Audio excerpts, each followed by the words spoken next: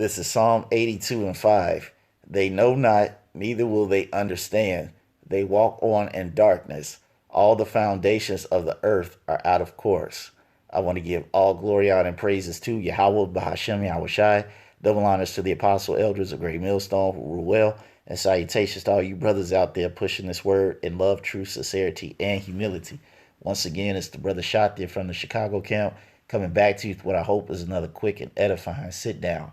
Once again, this is Psalm 82 and 5. It says, they know not, neither will they understand. They walk on in darkness. All the foundations of the earth are out of course. And this precept was inspired by something that I just so happened to see looking at something else totally different. And it's in regards to this madness right here. This was the article in particular. It says, why I proudly took my wife's last name when we got married. All right, this is complete madness.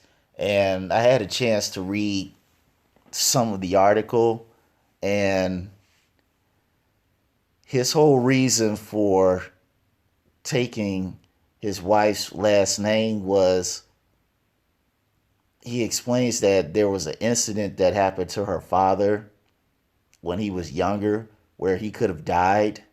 And so he was said, out of respect for him, the fact that he could have died and he wouldn't be able to grow older and have the woman that he's with today, that's one reason why he did it.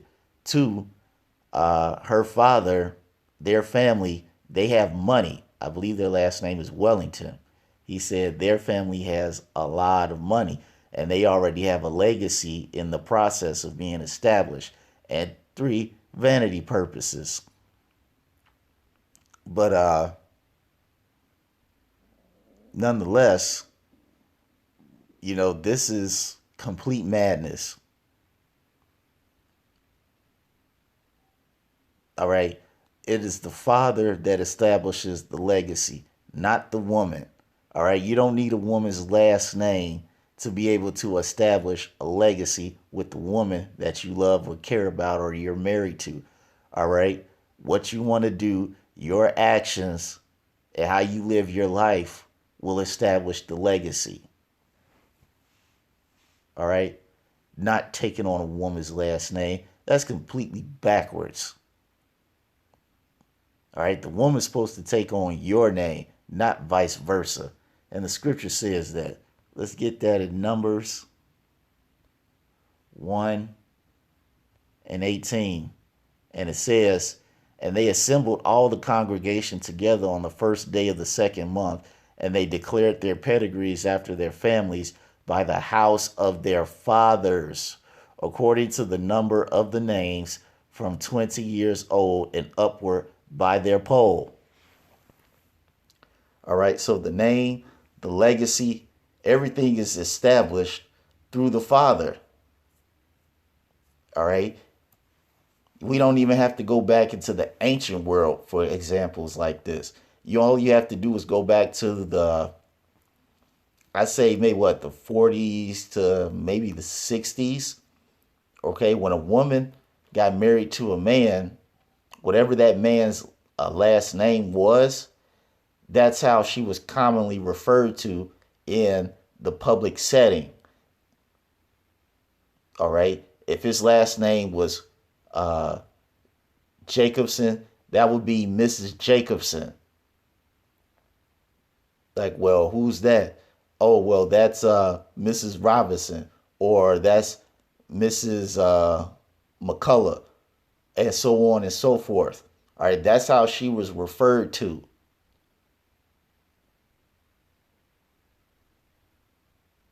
Now, for the people that were probably maybe more intimate with her, maybe like a close set of friends or so-called church members or what have you, those people might have called her by her first name or told somebody, oh, that's Kathy or Sarah or Amber or whatever the case may be.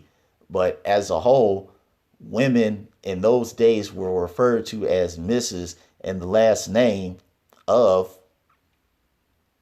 their husband, not the other way around. This is complete madness what you have here today.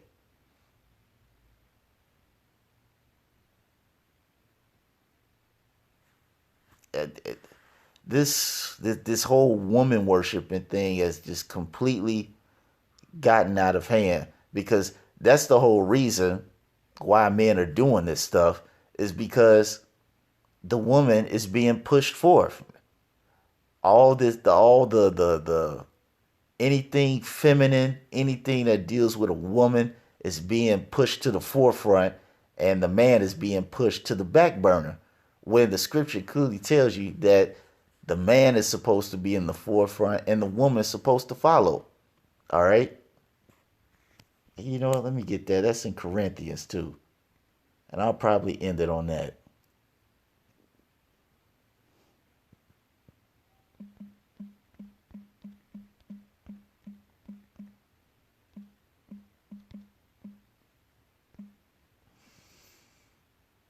I guess First Corinthians, uh, yeah, 11:3, and it says, I'm gonna start at 1. First Corinthians, the 11th chapter, starting from the top. It says, "Be ye followers of me, even as I also am of Mashiach." See, that's order. There we go. That's order already. And it says, "Now I praise you, brethren, that you remember me in all things and keep the ordinances as I delivered them to you. But I would have you know that the head of every man is Mashiach, and the head of the woman is the man, and the head of Mashiach is Yahweh." And I'm gonna, and you see, it didn't say the head of the man is the woman. It says the head of the woman is the man. So you being a man, there is no reason for you to be taking on your woman's last name. All right?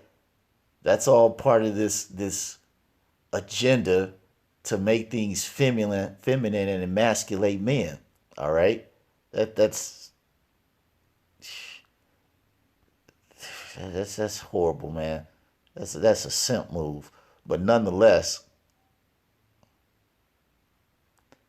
let's skip down to 8. It says, "For the man is not of the woman, but the woman of the man.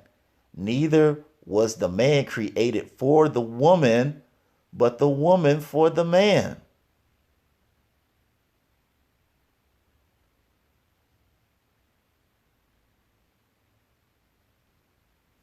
I mean, that's plain and simple. But as we opened up in the beginning of this lesson, all the foundations of the earth are out of course. So here in Babylon the Snake, you're going to have madness like this where, men are going to be taking on their woman's last name. I mean, what's next? Are they going to be taking on a dog's name or what? I mean, I don't know. Man, this place is just, this place is vexing, but like I said, that's all I wanted to say on this, is make it real short, simple, and to the point. But even with that, I hope you all were edified once again, giving all glory, honor, and praises to Yahweh, Bahashim Yahweh Shai. Double honors to the apostle elders, a great millstone who rule well, and salutations to all you brothers out there pushing this word in love, truth, sincerity, and humility. With that, we're going to say shalom.